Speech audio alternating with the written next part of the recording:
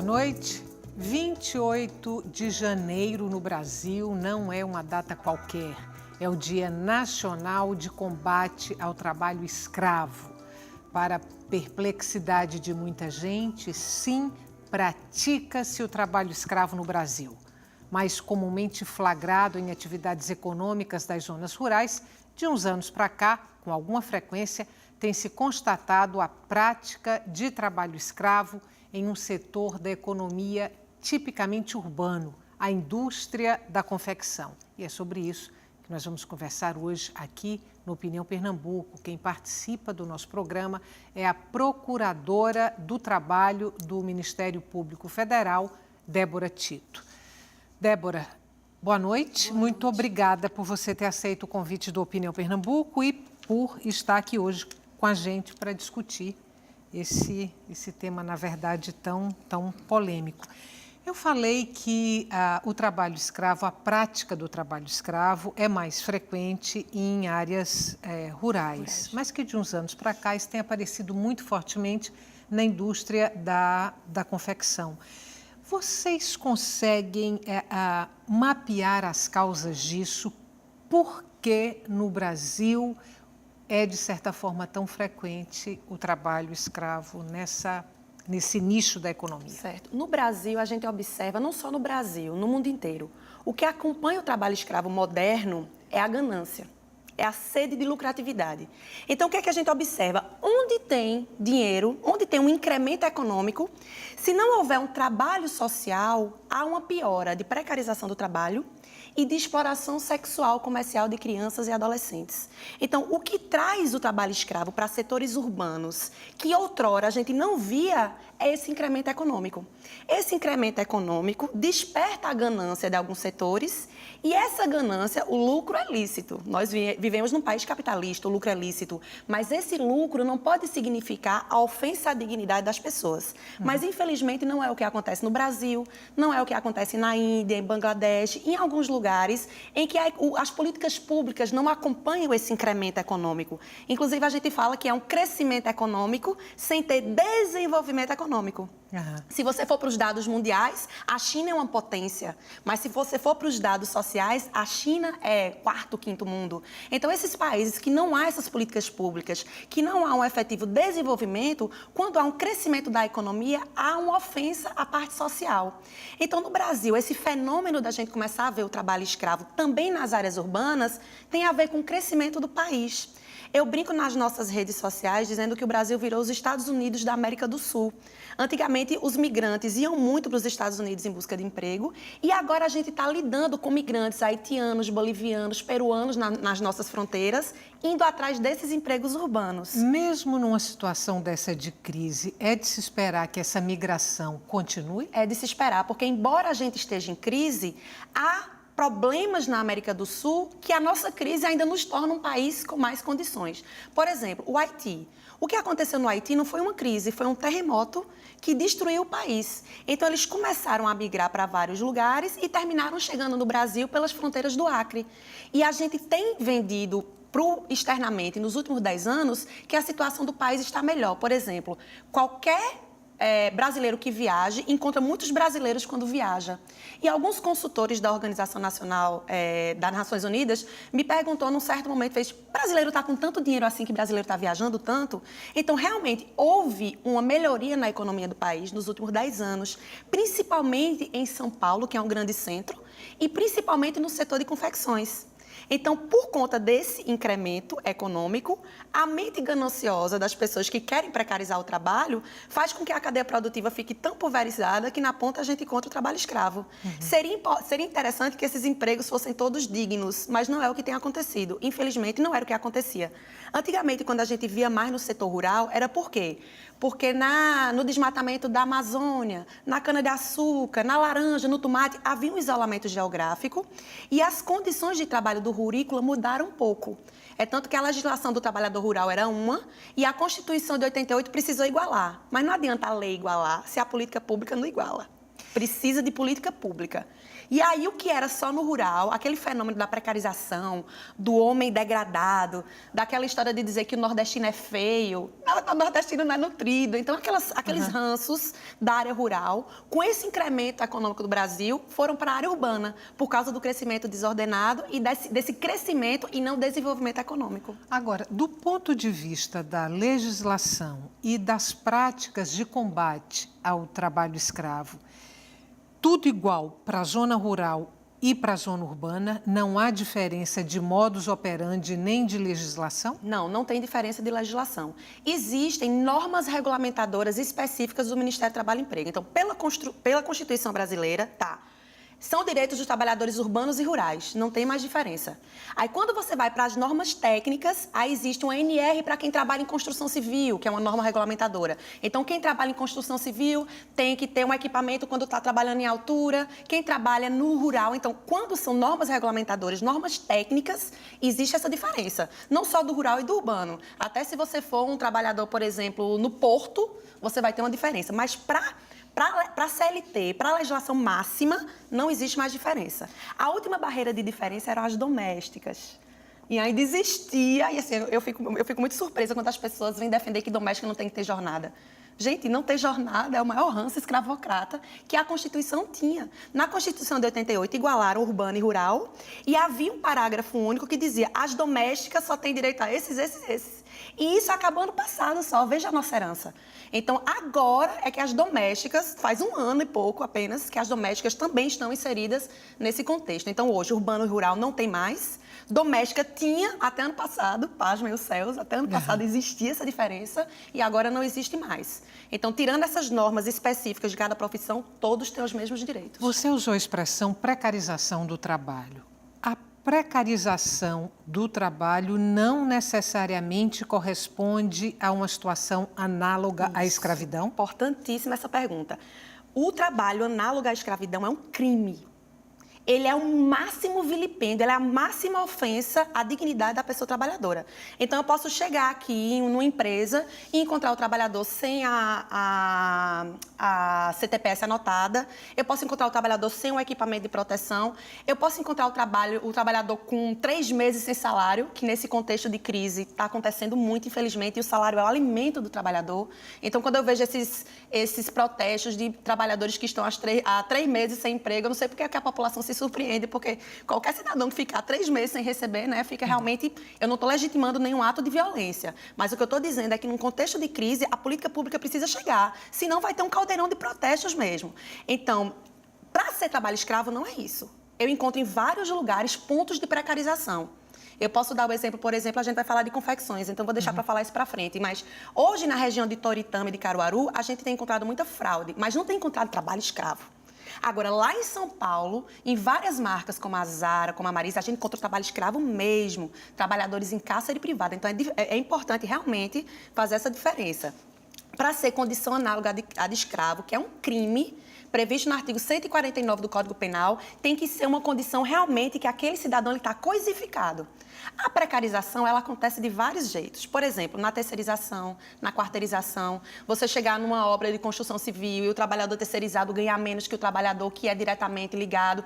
Todas essas vertentes são precarizações. Mas eu diria, então, que o trabalho escravo é a máxima precarização.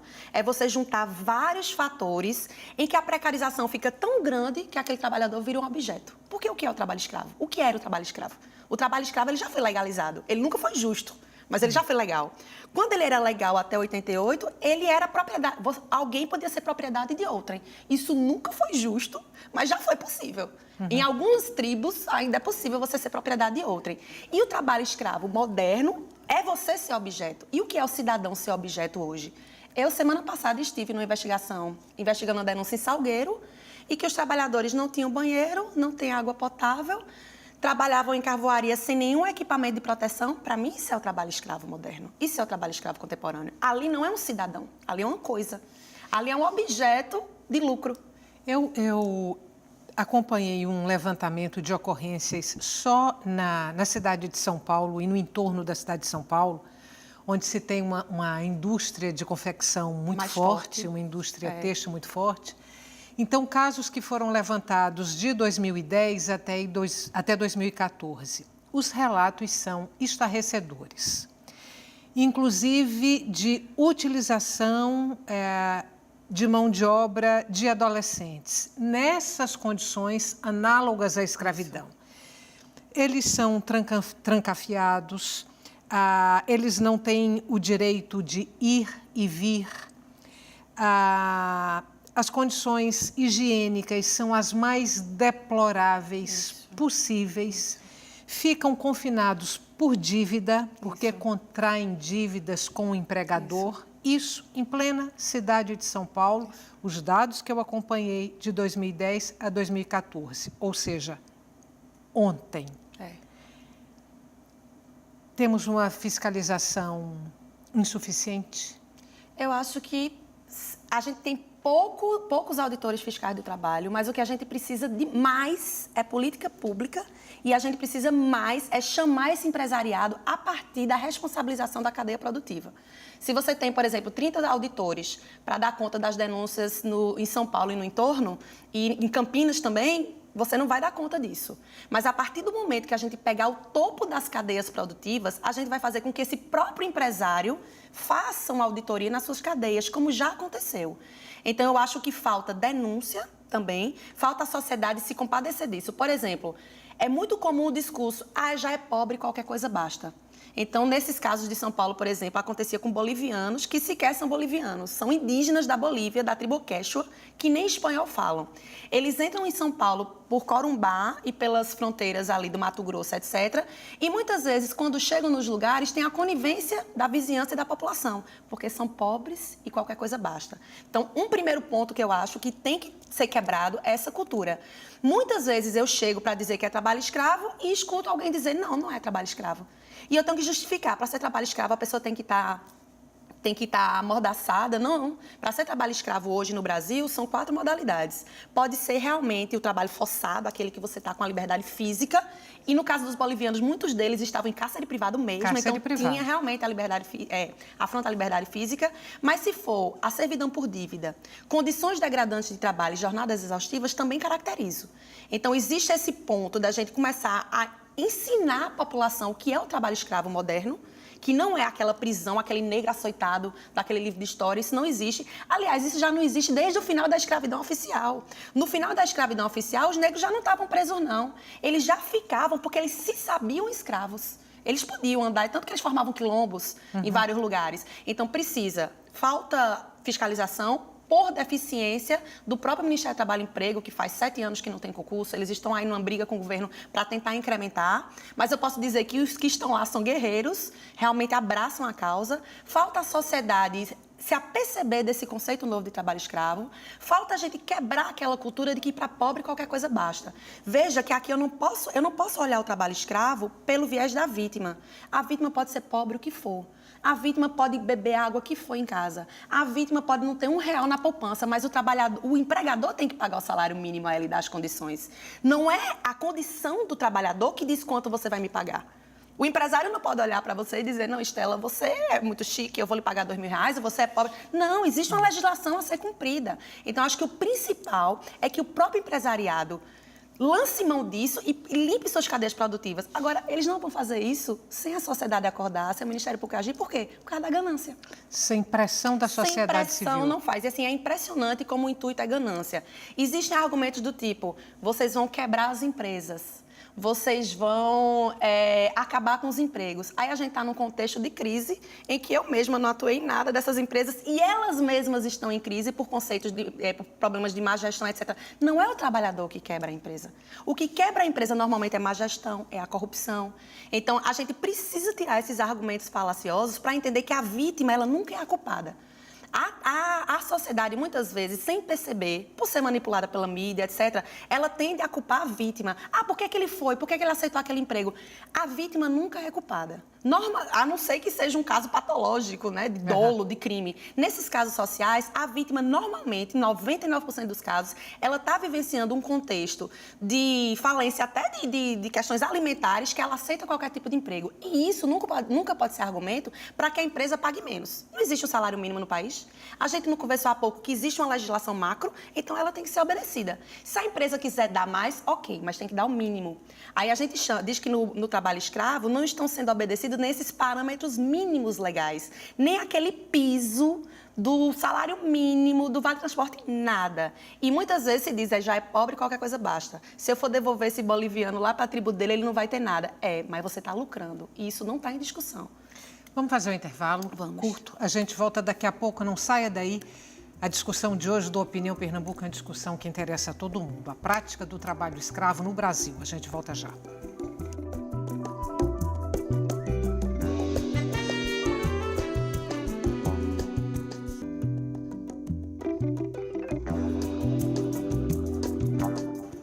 O trabalho escravo na indústria de confecções brasileira. Este é o tema de hoje do Opinião Pernambuco. Quem participa do nosso programa é a Procuradora do Trabalho do Ministério Público Federal, Débora Tito. Débora, no bloco anterior, você chegou inclusive a citar os nomes de algumas marcas, grandes marcas da indústria da moda, e que são flagradas com trabalho escravo. Algumas dessas empresas são reincidentes. Há casos de 4 reincidências. Isso. Se há reincidência, nesse caso, é porque o crime compensa? Exatamente. O que é que a gente tem buscado? Antes da gente aprender que era trabalho escravo, por exemplo, eu posso dizer os nomes aqui abertamente, inclusive para os alunos que estiverem eventualmente assistindo, fazendo pesquisas. Alunos da universidade. Tá. Né, quem assistiu, o telespectador.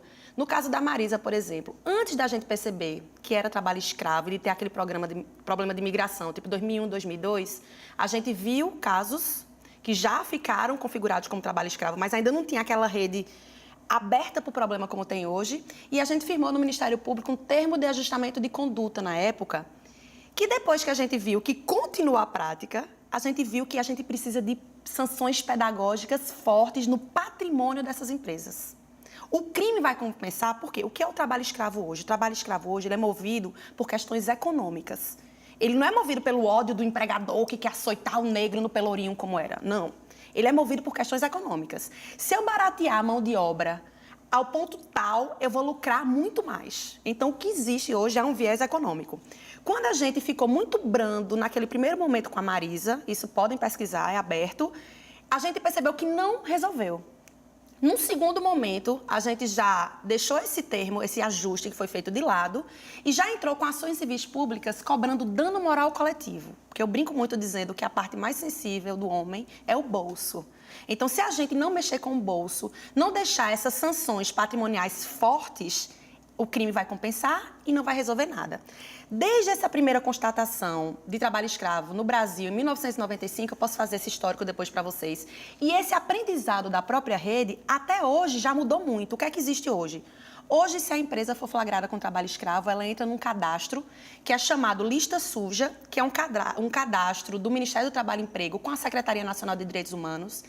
E a empresa, quando entra lá, os bancos públicos cortam o financiamento. Então, já é uma sanção econômica forte. Ele já não quer entrar para não perder dinheiro. Eles vão responder por dano moral coletivo na Justiça do Trabalho.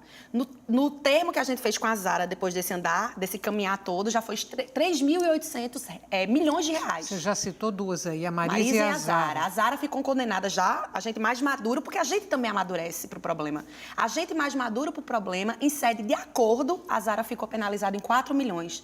É muito, mas a gente tem que ver que é pedagógico. Se for menos que isso, é melhor continuar barateando a mão de obra. Então, a gente tem que fazer com que o trabalho escravo saia caro, para que essas empresas ruins, porque eu também tenho que dizer que existem empresas boas. Por exemplo, a C&A, quando começou essa fiscalização, ela própria implementou uma auditoria na sua cadeia produtiva.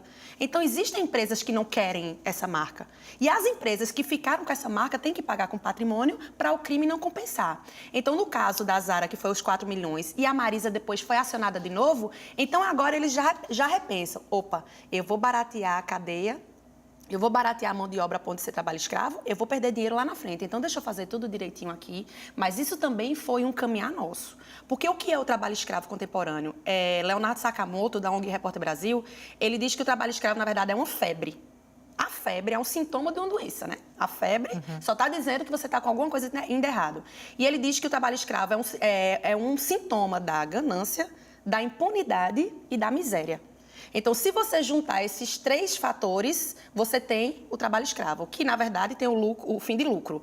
A gente precisa combater essa ganância como? Dizendo, vai sair caro, viu, senhor empresário? Se você não prestar atenção na sua cadeia produtiva, no trabalho que você está fazendo e fizer de qualquer jeito, você vai pagar indenizações milionárias. Então, faça direitinho. Faça como a empresa que faz direito, porque a empresa que faz direito está gastando mais. É até o que a gente chama de dumping social, é uma concorrência desleal. Uma empresa contrata bolivianos e consegue custear uma camiseta a R$5 e a empresa que faz direitinho tem um custo de R$20. Então não pode... As próprias empresas têm que perceber isso, não é só o trabalho escravo, não é só a procuradora, a própria empresa tem que perceber que as outras empresas têm que ter custo também. A impunidade, que é isso, é aí que vem o Ministério Público, é aí que vem os auditores, é aí que vem as políticas públicas. A gente não pode deixar barato, tem que pesar a mão mesmo. Encontrou situação de trabalho escravo, tem que botar uma caneta pesada, cobrar indenizações altas para quebrar essa impunidade. E a miséria, precisamos de políticas públicas. Você falou em ganância, a ganância do empresário, e por isso que ele faz a opção de trabalhar com a mão de obra escrava. Nesse material que eu fui pesquisar, essas ocorrências em São Paulo, houve um caso de trabalhadores que estavam nessa condição de escravidão que ganhavam 5 centavos por cada peça produzida. E ganham por produtividade, o que é outra coisa muito perversa do sistema. Inclusive, esse sistema é apelidado pela doutrina internacional de sweatshop. Sweat, em inglês, é suor. É o sistema do suor. Você paga preços ínfimos por peça e cobra por produtividade. Então, o trabalhador ele se convence que ele tem que produzir muito. Então, muitas vezes, chega a fiscalização e dispara, ele diz, não, mas eu tenho que produzir mais, porque produzindo mais eu ganho mais. Então, na verdade, esse ciclo ele já foi estudado pela legislação, sua pesquisa foi excelente, porque, inclusive, já foi batizado de sistema do suor, sweatshop, que ele foi estudado mais a fundo quando teve a queda de um prédio em Bangladesh. Bangladesh ainda é muito pior que no Brasil, porque não tem um Ministério Público, não tem as políticas públicas. O Brasil, queira ou não queira, depois eu quero falar desses aspectos positivos do Brasil. O Brasil é considerado o melhor aluno, porque desde 95 reconhece, dá o seguro-desemprego pessoal. Gostaria de falar do aspecto positivo em algum momento aqui também hoje. Bangladesh teve a queda do edifício chamado Rana, que eram costureiras da marca H&M. Era um prédio totalmente sem condição de trabalho, aquela fiação passando, com mais de 2.000 pessoas, e esse prédio veio abaixo. Com a queda desse prédio, chamou a atenção, precisa de uma tragédia para chamar a atenção das pessoas, né? É incrível isso. E existem vários documentários sobre a queda desse prédio, e foi ali, naquele momento, que foi batizado de sistema do suor, porque você faz com que o trabalhador defenda o seu algoz. Porque o trabalhador mais embrutecido, mais sem educação, precisando do dinheiro, ele chega a defender o sistema por produção, que é o que o empresário quer, por causa desse valor ínfimo das peças. Mais uma vez, é a ganância. Vamos imaginar aqui uma peça, uma blusa. Quem fez aquela peça ganhou 5 centavos por ela. Ela vai chegar no mercado a R$70, R$80, R$100? Por aí. E o sweatshop, ele funciona perfeitamente com o fast fashion. Que pena que não... Eu achei que ia conversar com o estilista e a gente ia conversar sobre isso. E essa sede de consumo que a gente vive atualmente, ela alimenta esse sistema. Então, enquanto o trabalhador está no sistema do suor, que ele tem que estar ali dando sangue para conseguir o mínimo para sobreviver, a moda se alimenta de coisas muito rápidas, muito frugais. O que é a coleção de um H&M, de um C&A hoje, já não é amanhã. Então, é o fast fashion que se alimenta do sweatshop, ou seja, é a moda rápida. Não existe mais aquela coisa do estilista, da costureira, do artesanato. Por quê? Volto de novo para a ganância. É mais barato.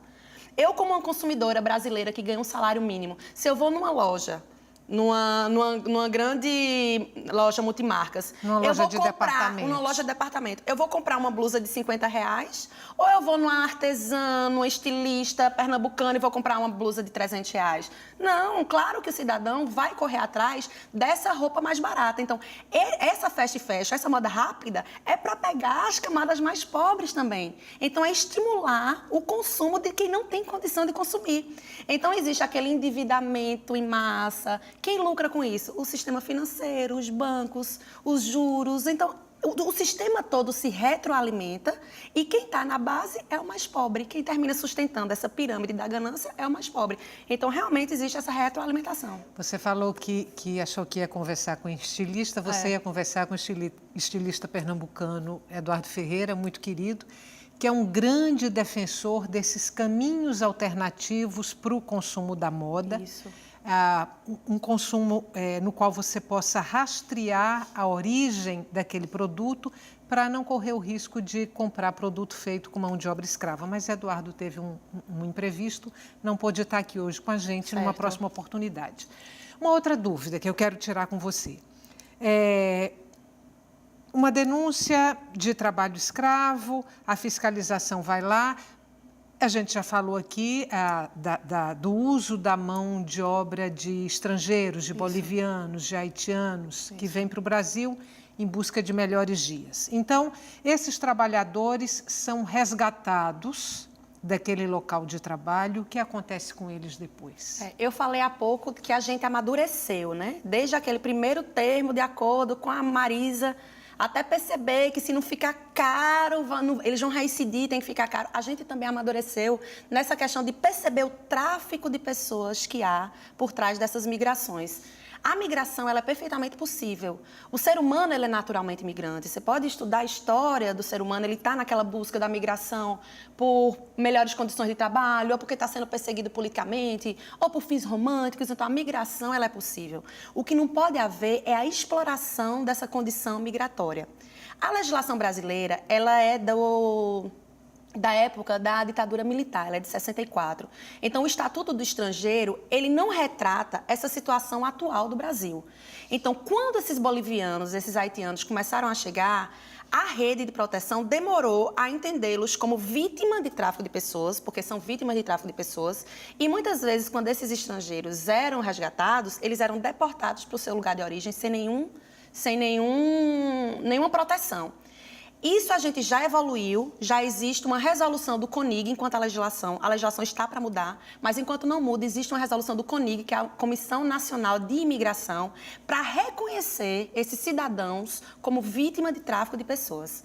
Então, esses bolivianos, esses haitianos que são traficados, muitas vezes por brasileiros e primos que já estão aqui por uma rede muito familiar e que atravessam e terminam sendo escravizados, eles não podem ser mais deportados, porque eles são vítimas de tráfico de pessoas. Essas vítimas de tráfico de pessoas, eles ganham um visto humanitário diligenciados pela própria Polícia Federal hoje, quem antes deportava, hoje em dia já tem esse viés de direitos humanos, e eles têm os documentos brasileiros emitidos, eles têm autorização. Inclusive, tem um caso aqui em Pernambuco de um empresário angolano que abriu um restaurante aqui há cerca de 6, 7 anos atrás, e ele trouxe um cozinheiro angolano de lá, e estava em situação de trabalho escravo aqui.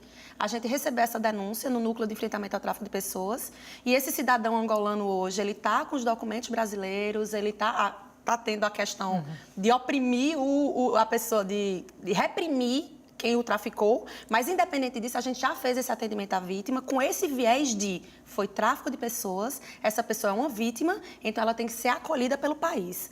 Muita gente me pergunta, mas nesse contexto de crise, se não tem emprego nem para os brasileiros, como é que a gente vai dar emprego para esses cidadãos que são estrangeiros? No momento em que são vítimas de direitos humanos, a gente não pode olhar se é negro, se é índio, se é branco, se é boliviano, se é peruano. Eu estou falando aqui de um crime de trabalho escravo.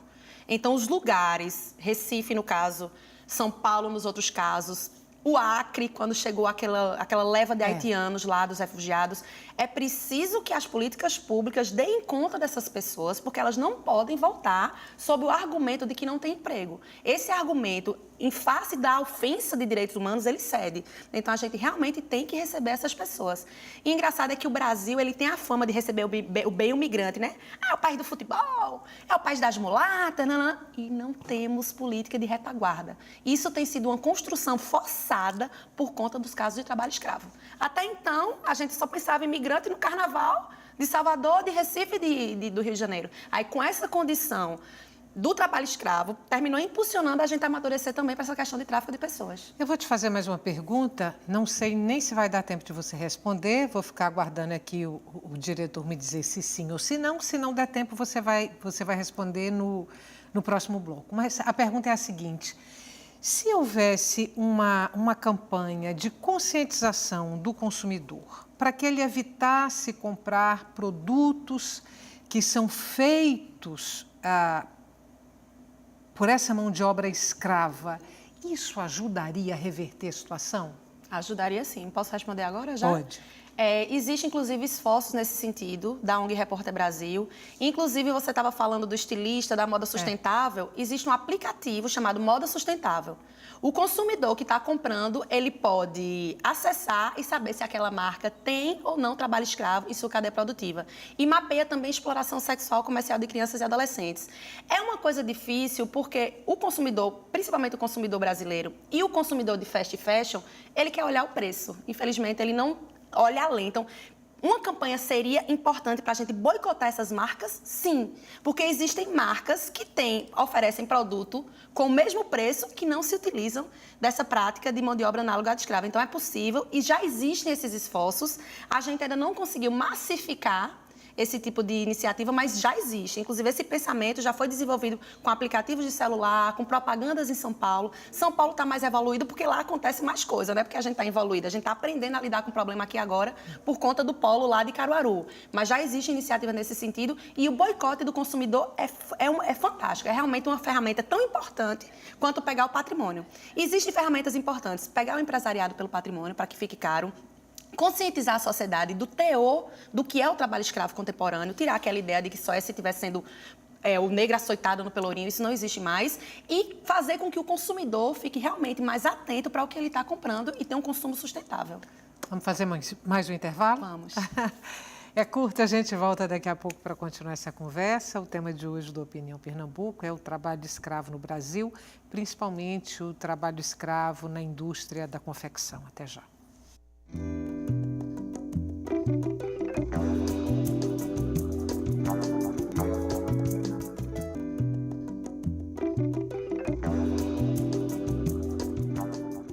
Estamos de volta para o terceiro e último bloco do Opinião Pernambuco, a utilização de mão de obra escrava na indústria de confecções brasileira é o tema do nosso programa. Quem participa hoje é a Procuradora do Trabalho do Ministério Público Federal, Débora Tito. Débora, você falou que gostaria de mencionar aqui alguns aspectos positivos da legislação, da fiscalização, das políticas públicas direcionadas a esse tipo de problema. Eu vou te pedir para comentar, então, alguns desses aspectos que você considera positivos, para depois a gente falar especificamente dessa questão em Pernambuco. Perfeito. O trabalho escravo ele não é um fenômeno só no Brasil, ele é um fenômeno mundial. Existe, inclusive, com mais gravidade nesses lugares que o sweatshop, que o sistema do suor têxtil explora mais, no caso dos tigres asiáticos, etc. Não porque o Brasil é bonzinho, mas porque a gente teve uma denúncia na Corte Internacional de Haia, pela Comissão Pastoral da Terra, em 95, por conta dessa denúncia, que foi o caso de um trabalhador paraense de 17 anos que morreu assassinado por um fazendeiro chamado Caso José Pereira. O telespectador também pode pesquisar, é famosíssimo. O Brasil terminou sendo sancionado em Haia em 1995 e a sanção foi envie de esforços para erradicar o trabalho escravo de fato no seu país. E então, lá em 95, foi criado um Plano Nacional de Erradicação do Trabalho Escravo. Então, desde 95 até hoje, o Brasil resgatou 40 mil vítimas de trabalho escravo. A China resgatou? A Bolívia resgatou? Não. Não tem trabalho escravo nesses países? Tem. Só que esses países não estão olhando o problema. Então, a Organização Internacional do Trabalho e a OIT, que é a OIT, que é a Organização Internacional do Trabalho, e a ONU, que é a Organização das Nações Unidas, reconhecem o Brasil como o melhor aluno do mundo no combate ao trabalho escravo. Então, o que é ser um bom aluno? É como ser um bom doente. Você só pode diagnosticar um problema, uma doença, você só vai curar se você cuidar dela. Não adianta saber, eu tenho um problema de tireoide, aí você não cuida. Não, o Brasil tem esse problema do trabalho escravo e desde 95 tá tentando curar o problema. Então, existem planos nacionais. O trabalhador que é resgatado, ele ganha um seguro-desemprego especial do próprio governo, além das fiscalizações reiteradas do Ministério Público do Trabalho e do Ministério do Trabalho e Emprego. Então, é natural que hoje a gente tenha esse amadurecimento ao ponto de, na última convenção que houve em Genebra, da Organização Internacional do Trabalho, o Brasil foi praticamente quem mandou nessas novas diretrizes, e tudo que a gente construiu de 95 para cá está servindo de exemplo para o mundo. Quais são esses exemplos? Fiscalizações prioritárias, concessão de seguro-desemprego ou de qualquer verba para essas vítimas, porque uma vítima de trabalho escravo, se ele tiver dinheiro para se sustentar e se ele for requalificado, a empregabilidade dele é incrementada e ele não vai voltar para aquele ciclo de pobreza. E também a responsabilização das cadeias produtivas. A jurisprudência brasileira, os tribunais brasileiros já estão mais evoluídos que os do resto do mundo. Por exemplo, no caso Zara, a gente conseguiu que a Zara fosse responsável por toda a cadeia produtiva. Então, a Zara hoje ela é responsável desde o oficineiro até o que está vendendo ali na boca do caixa. Quando você fala em cadeia produtiva, é porque a produção dessas peças normalmente é terceirizada. E eles, a princípio, quando a gente pega com trabalho escravo, não dizem sou eu. Dizem foi manezinho da esquina, que é dono da oficina, que está com 10 bolivianos. Aí, quando a gente chega lá, manezinho da esquina é uma empresa, é uma microempresa totalmente informal e que quem manda na cadeia produtiva, de fato, são os gestores dessas grandes marcas. Com algumas marcas foi mais difícil. Por exemplo, com a Marisa foi mais difícil. Porque a Marisa, ela não tem a marca Marisa. Ela tem várias marcas. Ela não tem uma marca própria. Com a Zara, não tinha nem como eles escaparem, porque toda a roupa da Zara sai Zara. Então, não tinha como dizer, olha, mas é sua marca aqui. Então, esse caso da Zara foi mais emblemático por isso, porque é diferente da C&A, da Marisa, das casas pernambucanas, que tem várias marcas, que não tem a marca do nome da loja, diferente da Lely Blanc, diferente da Rota do Mar, se bem que a Rota do Mar não teve trabalho escravo, a gente vai falar de Pernambuco daqui a pouco, né? Diferente da Zara, que já saiu o nome da marca, não teve como eles se saírem. Mas mesmo essas que têm várias marcas, a gente consegue comprovar que quem manda na cadeia produtiva é a grande marca. E essa prova ela é fundamental, porque quem tem condição de ajeitar isso não é o oficineiro primo do boliviano que trouxe. Ele é mais uma vítima dessa cadeia produtiva, ele é chamado o traficante que está ali envolvido como trabalhador. Então, tem que ser realmente a grande marca. E a gente já tem jurisprudência, que quem é da área jurídica, eu vou falar em inglês aqui, mas a gente chama subordinação reticular. É como se eu, Débora, sou responsável por todo mundo que está me fazendo vender essa minha marca. Se eu estou mostrando essa marca, Débora, então eu tenho que ser responsável por tudo que está chegando aqui. E quem tem condição de dizer eu não aceito com trabalho escravo sou eu mesma. Existem etiquetas que identificam a origem do produto? Inclusive, existe até esse selo que eu trouxe aqui para falar da questão de Pernambuco, que é a ABVTEX, que são tipo selos de limpeza. Olha, se tiver esse selo, é porque a cadeia produtiva está boa. Talvez se o estilista estivesse aqui pudesse me dizer de algum selo, esse aqui é um selo sustentável. Agora, nenhum ainda que tenha pego de fato. Por quê? Quem vai dizer isso? Já pediram para o Ministério Público para a gente fazer uma classificação de boas iniciativas. Eu fico com muito medo disso, porque eu vou estar autorizando o consumidor a comprar, por exemplo, na C&A e a não comprar na Zara. Eu não acho isso prudente. Eu acho que a empresa é que tem que perceber a importância, inclusive, de responsabilidade social. Várias marcas fazem isso, elas usam o que é a obrigação delas para dizer que é responsabilidade social. Ok, se você está cumprindo a legislação bem, de forma positiva, e ainda está dando benefício para os seus trabalhadores, acho que você tem que fazer propaganda disso mesmo. Mas a gente já tentou um selo desse, de modo sustentável, e todo mundo da rede ficou um pouco preocupado. Então, foi por isso que surgiu o aplicativo. É melhor que uma ONG que não tem nenhuma vinculação com nenhum órgão público, que é realmente o movimento social, diga, aqui a moda sustentável, pega esse aplicativo. Mas daí havia um selo dizendo, essa empresa é boa, e no dia que essa empresa deslizar com alguma coisa que é possível. Então, já se pensou nisso, mas terminou mesmo com aquele aplicativo que eu falei da ONG Repórter Brasil, do Moda Sustentável. Pernambuco, trabalho escravo na indústria de confecção, na indústria têxtil? É importante dizer que Pernambuco é o 4º fornecedor de roupa do Brasil. E aquele pedacinho lá de Toritama, de Santa Cruz do Capibaribe e de Caruaru é responsável por 16% dos jeans nacional. Gente, 16% do jeans nacional, 3 cidades em Pernambuco, isso é muito grande.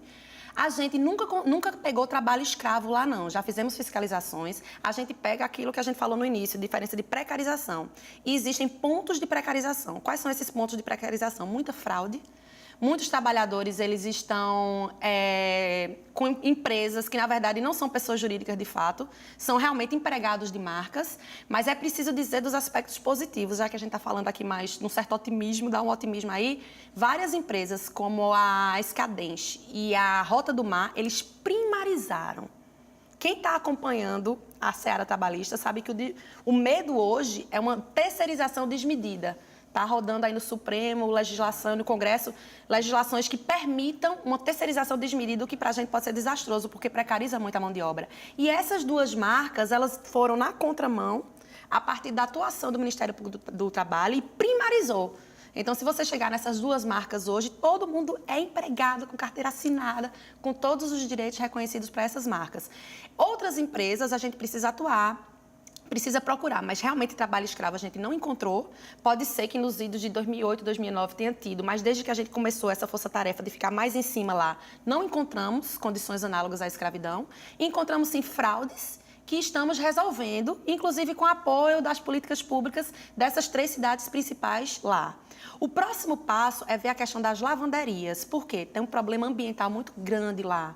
Os rios estão sendo usados para dejeto da lavagem do jeans. Então, tem rio naquela região que está azul, que não tem mais condição. Então, a gente vai ficar atento agora, nessa segunda etapa. Essa primeira etapa foi de ver as facções, que é como chamam as pequenas oficinas de costura, para essa questão do trabalho escravo, que não foi encontrado, e para essa questão das fraudes, que a gente já conseguiu acordo com várias marcas. E agora, nessa etapa, a gente vai atrás das lavanderias, que muitas são rústicas, são quintais, para que a gente atente tanto para o meio ambiente do trabalho, ver quem são essas pessoas que estão lá, se são realmente pessoas jurídicas, porque muitas delas são pessoas jurídicas, mas não são de fato, é só para baratear a mão de obra, e a questão do meio ambiente e do trabalho também. Essa questão do meio ambiente é de difícil solução? E aí eu estou falando desse polo pernambucano de produção do jeans? É de difícil solução, porque tem muito clandestino, muita lavanderia clandestina. Isso aí a gente já precisaria da atuação também com o Ministério Público Estadual e com as prefeituras. Por quê? Esse assoreamento dos rios e essa parte ambiental vem de décadas. Então, as pessoas constroem na beira dos rios, as pessoas lavam de qualquer forma na beira do rio. Aí, agora que está tendo esse incremento da produtividade lá, está sobrando para a natureza. O que é a crônica de uma morte anunciada de tudo que a gente viu, desde o pau-brasil, desde 1500, quando o europeu vem cobrar a nossa responsabilidade social, a gente diz, olha, agora vocês querem cuidar da Amazônia, mas em 1500 vocês depredaram a Mata Atlântica. Então, a gente vive esse problema histórico com a questão ambiental, e que precisaria realmente, não só de uma conscientização, mas de uma fiscalização dos órgãos locais de prefeitura. E tem muita clandestinidade. Então, não vai ser uma questão fácil, não. Talvez a questão trabalhista seja até mais fácil de resolver, porque a gente tem como pegar, pela jurisprudência, a responsabilidade dessa cadeia produtiva. Por exemplo, se eu encontrar uma lavanderia em Toritama e eu conseguir dizer que a Marisa é que está comprando, talvez eu até consiga, em termos trabalhistas, resolver. Mas e meio ambiente? Como é que eu vou limpar aquele rio que está ali? Então, realmente é uma questão urgente e que a gente vai precisar de mais criatividade para resolver. Você é que vai me dizer se é verdade ou não o que me contaram. Eu fiquei muito escandalizada. E aí já num plano internacional, não é um problema brasileiro. Que essa indústria da confecção, para burlar a fiscalização, para continuar mantendo o trabalho escravo, em alguns países, eles montam essas fábricas em navios, esses navios partem, com os trabalhadores e diz que sem poder levantar, assim, que a cadeira é vazada, tem um vasozinho sanitário embaixo da cadeira para que ele não possa nem levantar e ir ao banheiro para aumentar a produtividade. É verdade. É verdade. Existe um documentário que foi feito no Vietnã sobre isso. Eu não sei se esse documentário, especificamente, é sobre navios ou se são aquelas ilhotas, porque no Sudeste Asiático, eles fazem muitas ilhas artificiais, por exemplo, para plantar o arroz, para plantar... Então, são regiões que são brejos e nessas pequenas ilhas há trabalho escravo para as confecções. Então, esse documentário específico que eu estou falando, eu não estou conseguindo lembrar o nome agora, mas se colocar Vietnã, trabalho escravo, H&M, que foi a marca que foi encontrada, qualquer telespectador vai achar, tinha essa denúncia das ilhotas, não tinha a denúncia do navio. E a gente escuta o burburinho, e por que a gente não consegue? Porque lá, nesses países, eles não reconhecem que tem trabalho escravo. Por isso que eu estava falando da evolução do Brasil. O Brasil, ainda que forçado pelo Tribunal de Haia, obrigada a Comissão Pastoral da Terra por ter feito essa denúncia, viva os movimentos sociais, para fazer com que a gente evolua, nesses países eles não têm isso. Então, provavelmente, todas essas lendas urbanas são verdadeiras, provavelmente devem existir documentários sobre isso, só que esses países, eles não têm instituições que possam resguardar os direitos humanos dessas pessoas.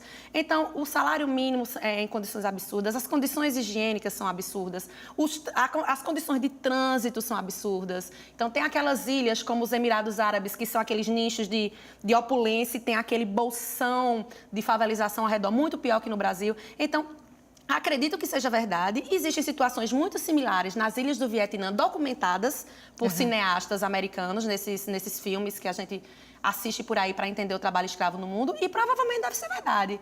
Mas a gente não tem... Mas no Brasil acontece um pouco isso também em outros setores. A gente chama da invisibilidade dos dados. Muitas vezes a gente sabe que algumas coisas ocorrem, como, por exemplo, o tráfico de órgãos, e a gente tem pouca coisa documentada. Pernambuco tem um escândalo documentado em 2006, dos meninos que vendiam os rins. E fica indocumentado porque fica na invisibilidade, livro, mas acontece. Inclusive, sobre isso, Rim por Rim. Exatamente. É o nome do livro do jornalista Júlio Ludemir. Acabou o nosso tempo. Ok.